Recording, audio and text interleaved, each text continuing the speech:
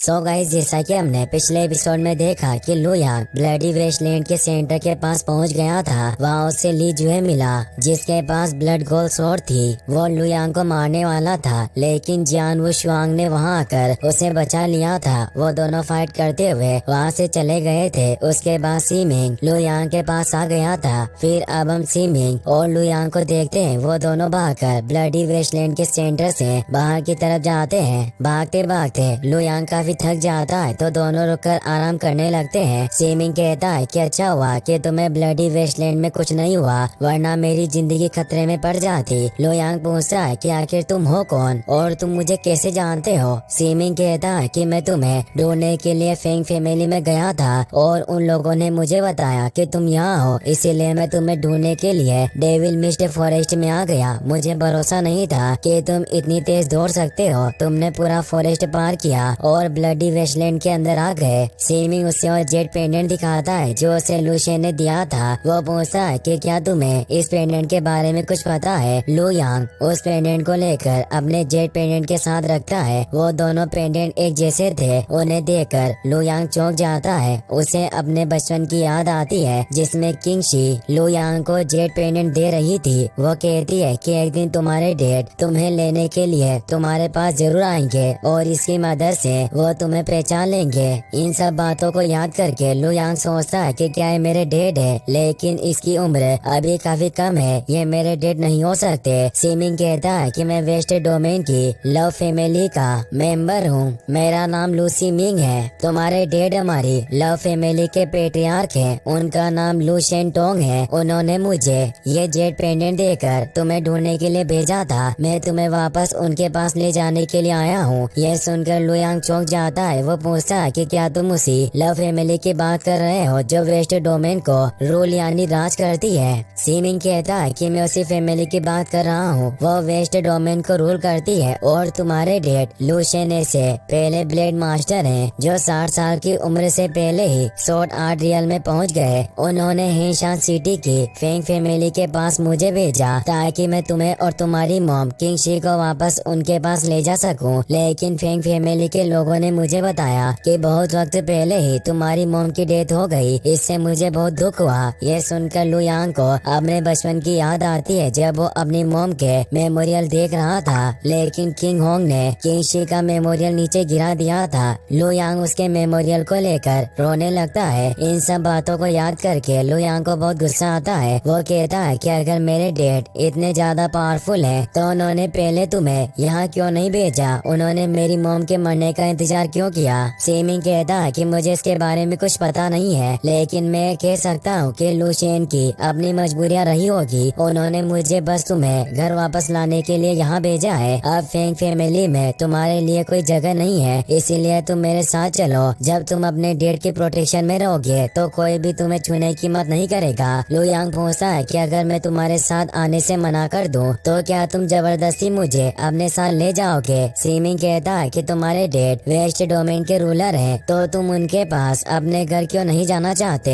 लू यांग कहता है कि मुझे इसके बारे में कुछ नहीं पता, मैं बस उनके पास नहीं जाना चाहता। मुझे पहले नहीं पता था कि मेरे डैड कौन है, तब मैं उनके बारे में और ज्यादा जानना चाहता था, लेकिन अब अचानक मैं उनके बारे में नहीं जानना चाहता। मैं सिर्फ उनसे पूछना चाहता हूँ कि उन्होंने इतने सालों तक मुझे और मेरी मॉम को अकेला क्यों छोड़ा। सीमिंग कहता है कि मुझे इसके बारे में भी कुछ नहीं पता, तुम मेरे साथ चलो, फिर खुद उनसे सवाल पूछ लेना। लू यांग कुछ सोचने लगता है। वो कहता है कि मैं तुम्हारे साथ वापस चलने के लिए तैयार हूँ, लेकिन मैं अभी यहाँ से कहीं नहीं जा सकता क्योंकि फेंग फैमिली में मुझे कुछ काम पूरा करना है। जब तक मेरा वो काम पूरा नहीं हो जाता मैं यहाँ से कहीं नहीं जा सकता हूँ। सीमिंग पूछता है कि मुझे बताओ तुम्हें क्या काम पूरा करना है, मैं तुम्हारे लिए वो काम पूरा करूँगा। लू यांग कहता है कि किंग होंग अभी फेंग फैमिली का पेट्रियार्क है, लेकिन ये पोजीशन मेरे ग्रैंडफादर की ब्लड लाइन की थी, इसीलिए मुझे किंग होंग को उस पोजीशन से हटाना है और उसे उसके असली हकदार को देना है। इसके अलावा मैं चाहता हूँ कि मेरी मॉम की मेमोरियल प्लेट फिर से फेंग फैमिली के एस्टर हॉल में रखी जाए। सीमिंग कहता है कि यह काम ज्यादा हार्ड नहीं है, मैं ये सब करने में तुम्हारी मदद करूँगा जिससे सब काम जल्दी हो जाएगा, लेकिन लू यांग उसे मना कर देता है। वो कहता है कि मैं अपना काम खुद करूँगा। सीमिंग कहता है कि तुम अभी सिर्फ शॉर्ट बॉडी रियल में हो, तुम्हें ये सब करने में बहुत वक्त लग जाएगा और मुझे तो लगता है कि अगर मैं तुम्हारी मदद नहीं करूँगा तो तुम इस काम को पूरा भी नहीं कर पाओगे। लुयांग कहता है कि अगर लू फैमिली वेस्ट डोमेन की रूलर है तो उनके पास एडवांस्ड मार्शल आर्ट्स स्किल जरूर होगी। अगर तुम मुझे वो स्किल सिखा दोगे तो मुझे अपना काम पूरा करने में ज्यादा वक्त नहीं लगेगा। उनकी मदद से मैं जल्दी उन लोगों को सबक सिखा सकता हूँ। सीमिंग कहता है कि मार्शल आर्ट जितने ज्यादा एडवांस्ड होते हैं उन्हें कल्टीवेट करना उतना ही ज्यादा मुश्किल होता है। तुम अभी सिर्फ शॉर्ट बॉडी रियल्म के मिड लेवल पर हो और तुम्हें लू फैमिली के मार्शल आर्ट सीखने में बहुत वक्त लग जाएगा। अगर तुम उन्हें सीख भी गए तो तुम्हें शॉर्ट बॉडी रियल्म से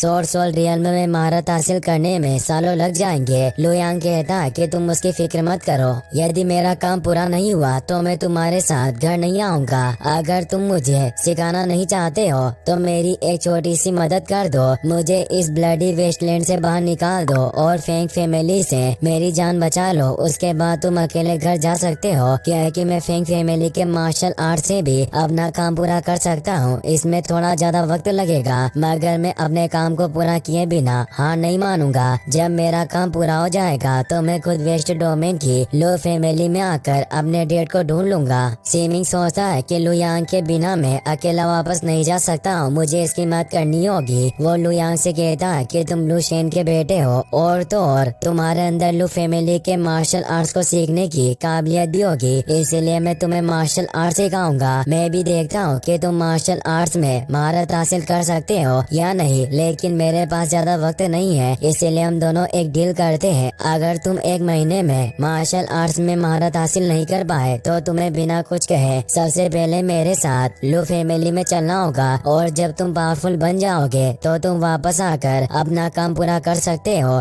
लू यांग इसे चैलेंज के रूप में देखता है और इसके लिए मान जाता है। दोनों डेविल मिस्टर फॉरेस्ट से बाहर की तरफ जाते हैं। सीमिंग कहता है कि डेविल मिस्टर फॉरेस्ट में बहुत सारी इविल स्पिरिट रहती है, तुम उन सब से बचकर ब्लडी वेस्टलैंड के सेंटर के पास कैसे पहुंच गए। लुयांग कहता है कि मुझे इसके बारे में कुछ पता नहीं है, मुझे फॉरेस्ट में बहुत सारी इविल स्पिरिट मिली लेकिन वो सब मुझे देखकर डर रहे थे और मुझसे दूर भाग रहे थे। ये सुनकर सीमिंग हैरान हो जाता है। वो कहता है कि नामुमकिन है, मैंने कभी नहीं सुना था कि इविल स्पिरिट्स को डराया भी जा सकता है, ये काफी अजीब बात है। तभी एक डिमन बेयर वहाँ जाता है। सीमिंग अपनी सोर निकालने लगता है लेकिन लुयांग को देखकर वो बेयर डर जाता है और वहाँ से भाग जाता है। ये देखकर सीमिंग दंग रह जाता है। लुयांग कहता है कि ब्लड रेड लाइट में डूबी हुई उस जगह में मुझे दो पावरफुल स्वॉर्ड किंग्स मिले, वो हवा में उड़ते हुए एक दूसरे से फाइट कर रहे थे। सीमिंग बताता है कि स्वॉर्ड किंग्स ने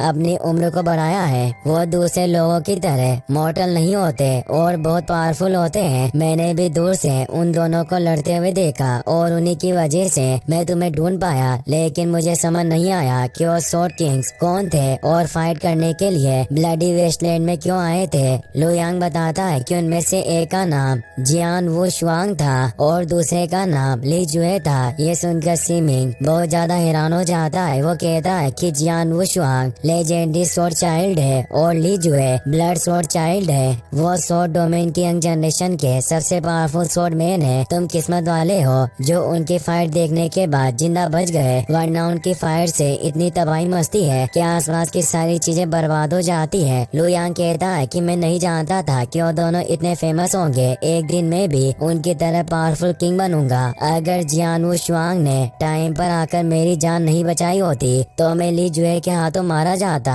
जब मैं पावरफुल बन जाऊंगा तो मैं ली जुए से इसका बदला जरूर लूंगा। सीमिंग कहता है कि ली जुए के पास लेजेंडरी स्वॉर्ड ब्लड गोल है, वो अभी जवान है पर स्वॉर्ड किंग्स में से सबसे स्ट्रॉन्ग है। सब कहते हैं कि वो एक दिन ब्लेड मास्टर जरूर बनेगा। अगर वो कभी ब्लेड मास्टर नहीं भी बन पाया तो लेजेंडरी स्वॉर्ड गोल्ड रियल्म में आसानी से पहुंच जाएगा। उससे बदला लेना इतना आसान नहीं होगा। लुयांग कहता है कि तुमने ही तो कहा था कि मेरे डेड वेस्ट डोमेन की लू फैमिली के पेट्रियार्क है, उनके पास लेजेंडरी रेनबो स्वॉर्ड है। मैं लू फैमिली के सारे मार्शल आर्ट सीख लूंगा और रेनबो स्वॉर्ड से ली जुए को हरा दूंगा। सीमिंग पूछता है कि क्या तुम जानते हो कि इस दुनिया में सबसे स्ट्रॉन्ग कौन है। लुयांग बताता है कि दुनिया में सबसे स्ट्रॉन्ग स्वॉर्ड सेट के लीडर हैं, उन्हें स्वॉर्डलेस एल्डर कहा जाता है। सब लोगों का कहना है कि वो ऐसे लेवल पर पहुंच गए हैं कि वो बिना स्वॉर्ड के फाइट जीत सकते हैं, इसीलिए सब लोग उन्हें स्वॉर्डलेस एल्डर कहते हैं। सीमिंग कहता है कि तुम सही कह रहे हो, लेजेंडरी स्वॉर्ड चाइल्ड जियान वुशुआंग स्वॉर्डलेस एल्डर का स्टूडेंट है। स्वॉर्ड सेक्ट और 4 ग्रेट ब्लेड मास्टर फैमिलीज में से कोई भी उनका मुकाबला नहीं कर सकता,